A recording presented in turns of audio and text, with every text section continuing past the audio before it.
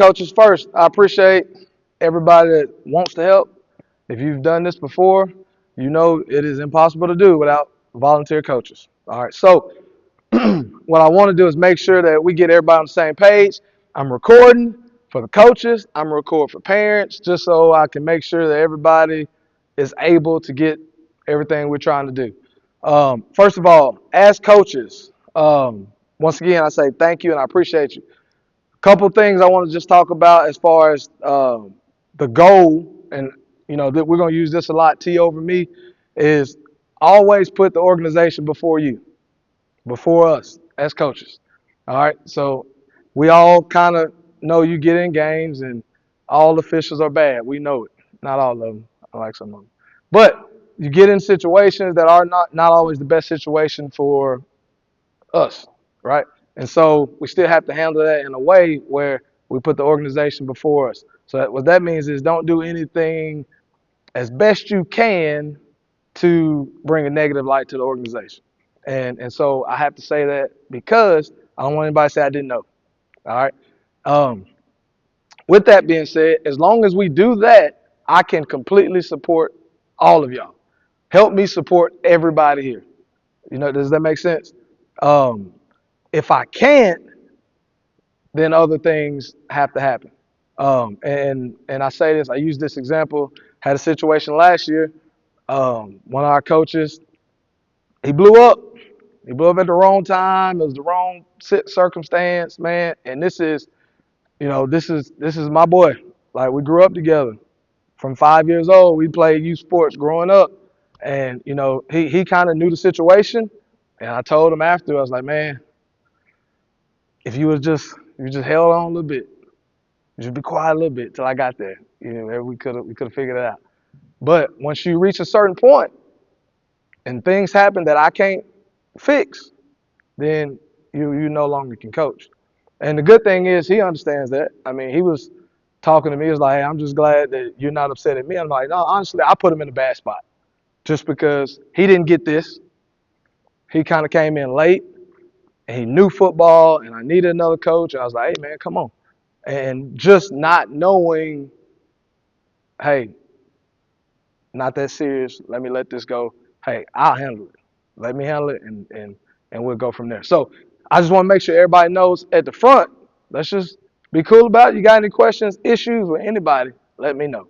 Don't handle it yourself, because then once it get out of my hands, there ain't nothing we can do. Child's still cool to play, but you might not be able to coach. So I just want to say that up front. Go ahead and hit that, Scott. All right, so I just want to touch on these with everybody here. Our goal is obviously everybody is not in youth sports. If you're in youth sports, it's because you're a competitor.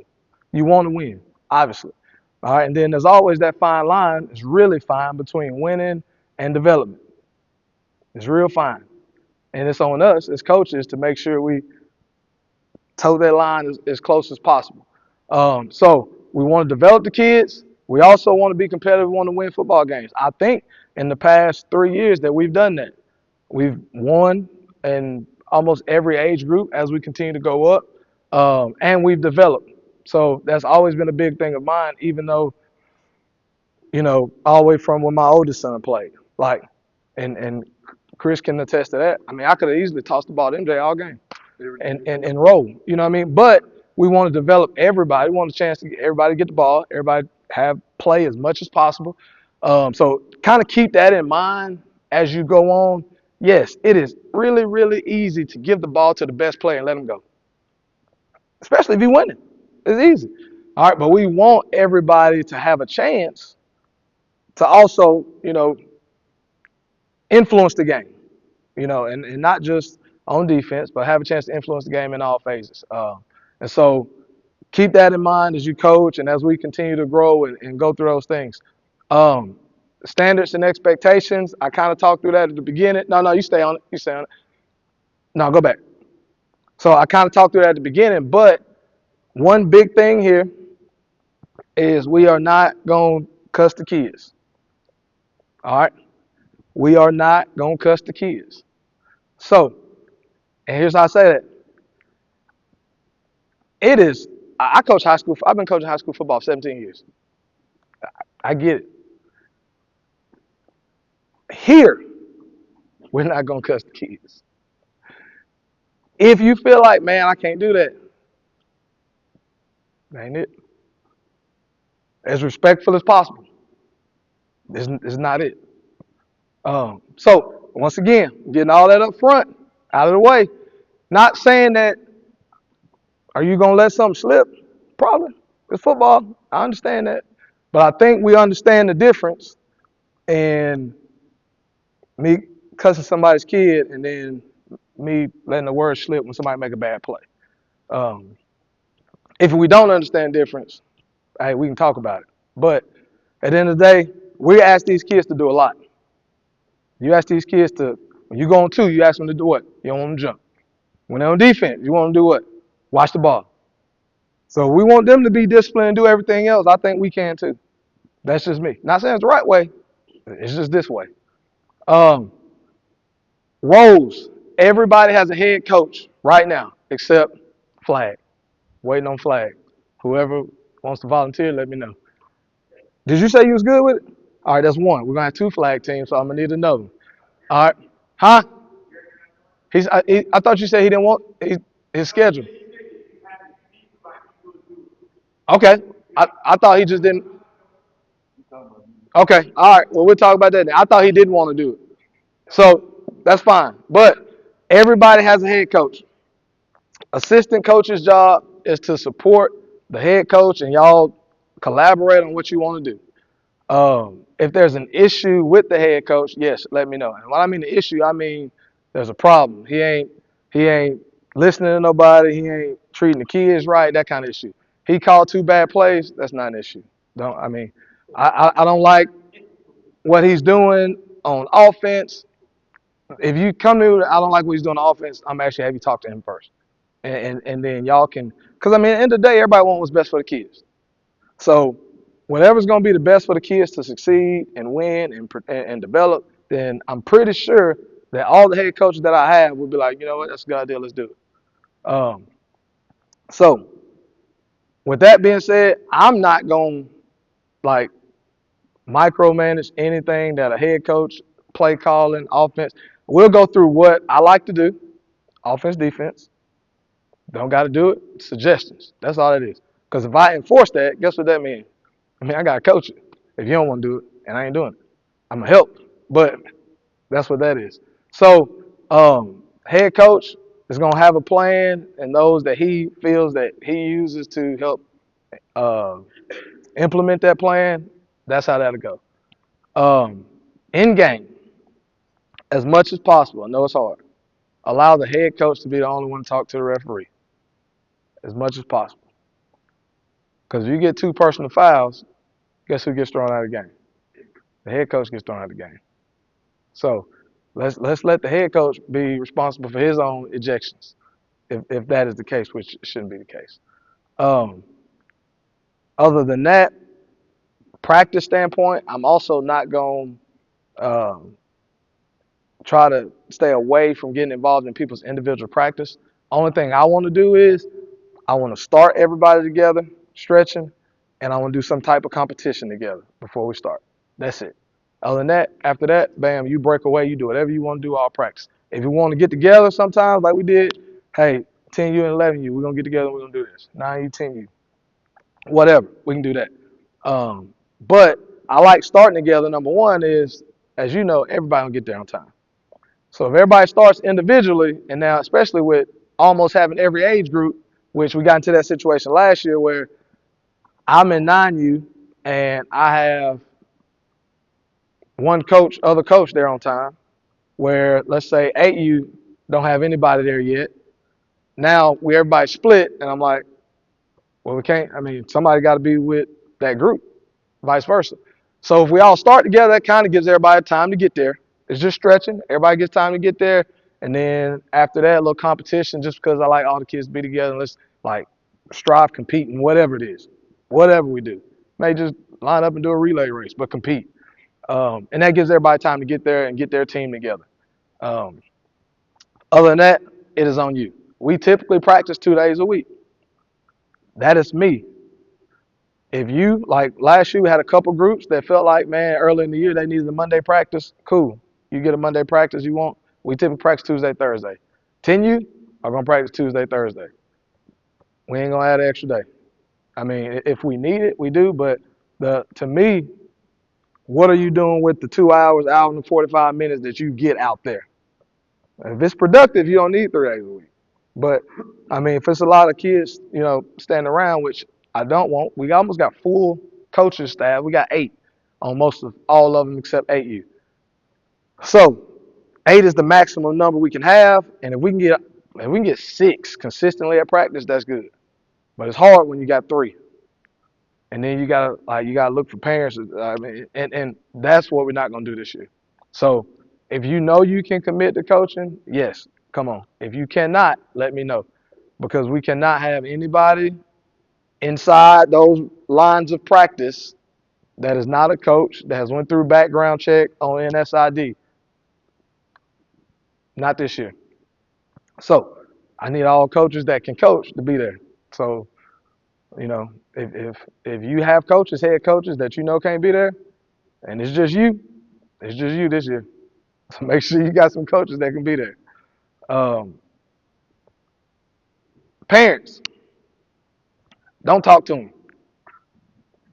I mean, talk to them, but don't feel like you have to talk to them. If you got an issue with a parent, tell me. I'm still saying with the parents, they got an issue with coach or something, tell me, and we'll handle it. I've had for the last 3 years. Not like we've never had issues, but I've had issues. Parent text me, email me, call me. I'll say, you know what, you're right, we can fix it. Or I say, I don't agree, and we got to go on. But that's just, that's the way it is. So if you got an issue with a parent, don't entertain them. Don't entertain them. Y'all are parents, so it's different when you coach them. But let it go. Let me know about it, and we'll fix it in a way where we can keep going, and not you mad at the parent mad at you, and the kid caught in the middle, and he ain't do nothing. So let me handle all parents. Um, and I'll get into Scott. Go ahead and skip ahead to a couple of them. It's a schedule on there. I'll go ahead and show y'all before I get to the parent meeting.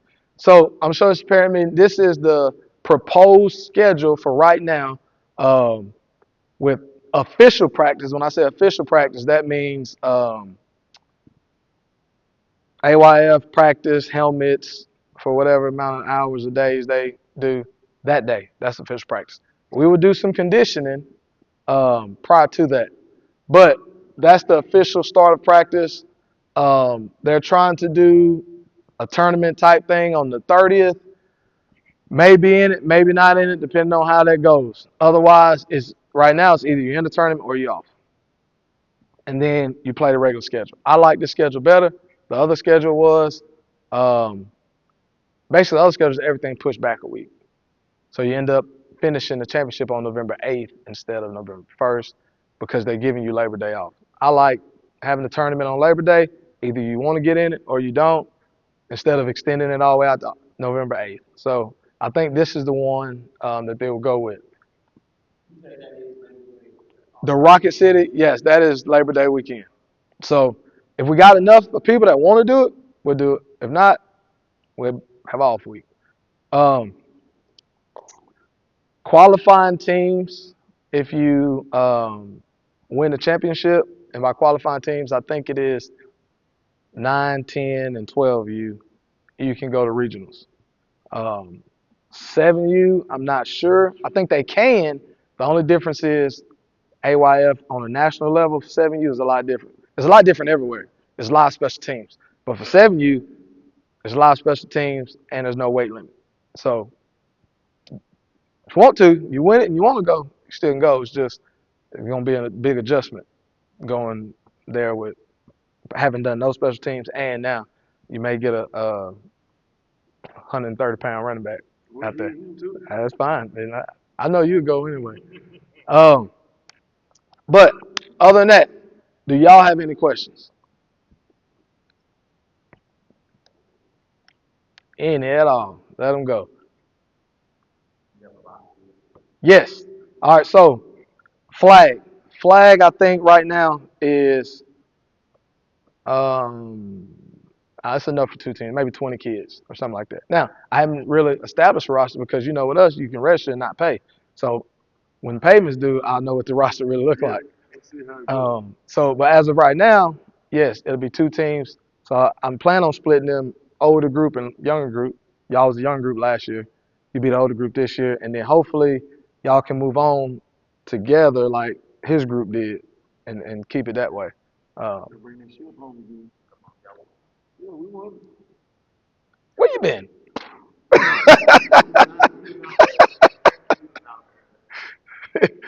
um, any other questions? So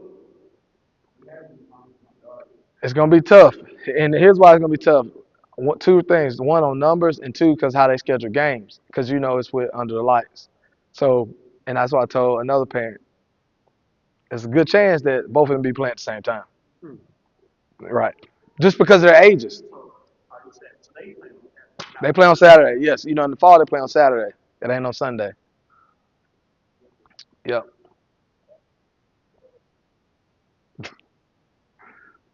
Now we are is- to speak on that numbers wise. Um, all the girls' flag numbers are short, probably just because they're not it's not used to it. 8U numbers are short. I don't know. We'll see how we're gonna do 8U once payments due and so forth. You But see Harlow, AU, trying to tell me the same I thing. ain't looked since you talked to me. So once we get all the numbers settled, then we'll know what we're gonna do. It's really just 8U that's the issue. Everybody else should be good to go, even if we lose some. You still like him on the team? Tend to be comfortable, yeah. I mean, you can play with like 6, but you always lose about 2 at some point during the season. So, and then somebody's gonna be sick and so forth. Any other questions?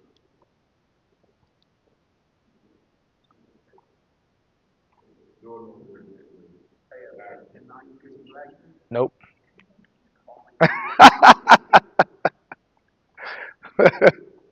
We'll see, but I don't know. We'll have to look into that later. My plans was honestly because which I'm gonna talk about that fundraiser later, but to get 12U, I'm getting helmets for 12U, and I got a pretty good deal on black helmets for 12U. So 12U might get them, and they're getting black helmets, but I don't know. Let's see. Any other questions? Whoopie. I got a video for you. No, everybody good. So go ahead. As far as the coaches meeting with the league, you know when that is? That is, I thought it was on there. Yeah, okay. Oh yeah, August 2nd. Yep. So August 2nd, coach meeting the league. All head coaches, if you can, need to be there. If not, we'll send at least a representative from the team. I don't know. It's typically at Austin. High school. Yeah. So I may not go. I may just send Hunter. He out there anyway. I can't send nobody from me. They be expecting me. Yeah, they expect you need to go. They gotta make sure I check in. Yeah. All right. Anything else? So before I kind of wanted this to be so y'all can get all your sizes done. Just kind of keep note of them, so you know what it is when we get ready to order. So that way we had a parent meeting. If y'all are all done with sizing, y'all can go while all the other parents size their stuff, and then make the crowd a little bit shorter while they move on.